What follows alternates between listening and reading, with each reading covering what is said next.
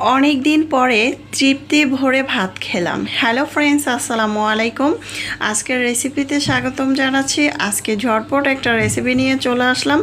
এই স্টেপগুলো যারা নতুন রাঁধুনি তাদের অবশ্যই কাজে আসবে। প্রথমে দেখতে পাচ্ছেন আমি একদম ছোট একটি মিষ্টি কুমড়া নিয়ে চলে আসলাম গাছ থেকে পেড়ে। দেখতে পাচ্ছেন এখন আমি এটাকে কেটে নিব।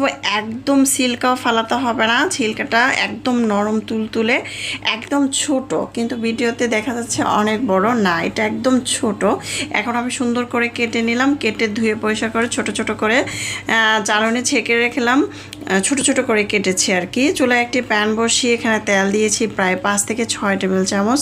তেলের মধ্যে দিয়ে দিলাম পেঁয়াজ কুচি, কাঁচামরিচ কুচি, একটু ভাজার পরে আদা বাটা, রসুন বাটা হাফ চামচ করে দিয়েছি। আগে থেকে মশলা ভিজিয়ে রেখেছিলাম। হলুদের গুঁড়া, মরিচের গুঁড়া, ধনিয়ার গুঁড়া, জিরার গুঁড়া, পরিমাণ মতো লবণ দিয়ে দিলাম। হাফ চামচ করে মশলাগুলো দিয়েছি। মশলাটাকে খুব ভালো করে কষিয়ে নিয়েছি। মশলা যত কষাবেন তরকারি খেতে তত বেশি ভালো লাগবে। আর এখানে দিয়ে দিলাম চিংড়ি মাছ। চিংড়ি মাছটাকে ভালো করে ধুয়ে পরিষ্কার করে নিয়েছি।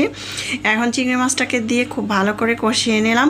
কষানোর পরে দিয়ে দিলাম মিষ্টি কুমড়া। দেখতে পাচ্ছেন আমি কিন্তু একটু মোটা করে কেটে নিয়েছি যাতে ভেঙে না যায়। তারপরে একটু কষিয়ে নিচ্ছি ঢাকনা দিয়ে ঢেকে। যখন একটু কষানো হবে, হালকা একটু পানি উঠবে, এ পর্যায়ে একদম ঝোলটাকে শুকিয়ে নেব। একদম ভালো করে কষাতে হবে।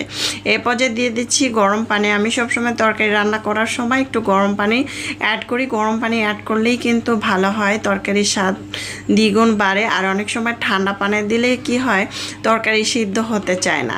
এই তো পানিটা দিয়ে একটু ঢাকনা দিয়ে 1-1.5 মিনিটের মতো রেখেছি। চুলার আঁচ বাড়িয়ে দিয়ে এই পর্যায়ে দিয়ে দিচ্ছি ধনেপাতা কুচি। বাসায় যদি ভাজা জিরার খোড়া থাকে সেক্ষেত্রে এখানে হাফ চামচের মতো অ্যাড করতে পারেন। কাঁচামরিচ কুচি দিয়ে দিলাম।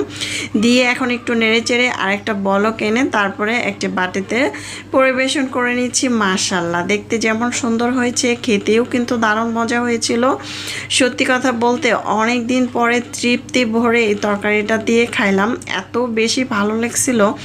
আর শীতকালীন সবজি, নতুন নতুন সবজি দিয়ে খেতে কিন্তু দারুণ লাগে। আজকের রেসিপিটা কেমন হয়েছে অবশ্যই জানাবেন। রেসিপি ভালো লাগলে চ্যানেল সাবস্ক্রাইব করে লাইক দিয়ে পাশে থাকবেন।